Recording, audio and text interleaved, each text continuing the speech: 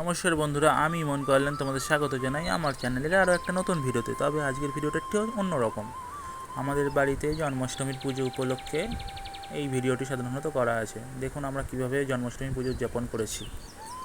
তো বন্ধুরা, এটা দেখতে পাচ্ছ, এটা হচ্ছে আমাদের ঠাকুর ঘর।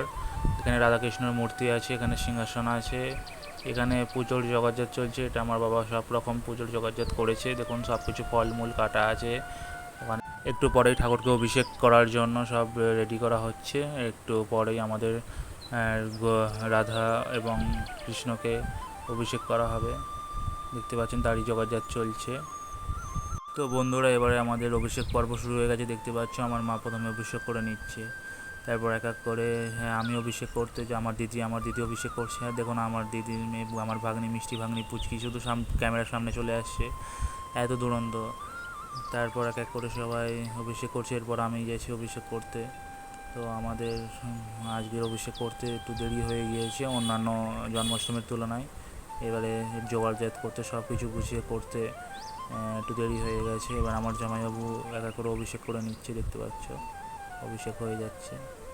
তো এভাবেই সবাই এক এক করে আমাদের অভিষেক পর্ব আমরা সেরে নিয়েছিলাম। আর আমাদের পুচকি কী করবে না করবে শুধু খুঁজে পাচ্ছেন, দেখুন শুধু ক্যামেরার সামনে চলে আসছে। এরপর এরপর আমার মা আর দিদি দুজনে রাধা এবং কৃষ্ণের নতুন পোশাক পরে দিচ্ছে। যেমন আমাদের প্রত্যেক বছর জন্মাষ্টমীতে পুরানো পোশাক বদল করে নতুন পোশাক পরিয়ে দেওয়া হয়, সব কিছু, আর গয়না থেকে বাঁশি থেকে শুরু করে সব কিছু। তো বন্ধুরা, অভিষেক এবং পুষ্পাঞ্জলি দেওয়ার পরে এই ভিডিওটা ঠাকুরকে ভোগ লাগানো হয়ে গেছে। সব রকম পুজো নিয়মকানুন মেনেই আমাদের পুজো সম্পন্ন হয়েছে। এবং এরপর ঠাকুরকে দেওয়া প্রসাদ আমরা গ্রহণ করব। আসলে প্রত্যেক বছরই আমাদের জন্মাষ্টমী অনুষ্ঠান ধুমধাম করে পালন করা হয়, তবে এবছর মায়ের শরীর অসুস্থতার কারণে পুজোটা একটু ছোটোভাবে আয়োজন করা হয়েছে। কারণ মায়েরা সারাদিন না খেয়ে উপোস করে পুষ্পাঞ্জলি দেয় এবং এত কিছু ঠাকুরের জন্য প্রসাদ ভোগ নিবেদন করতে হয়, তাই প্রচুর খাটাখাটনি।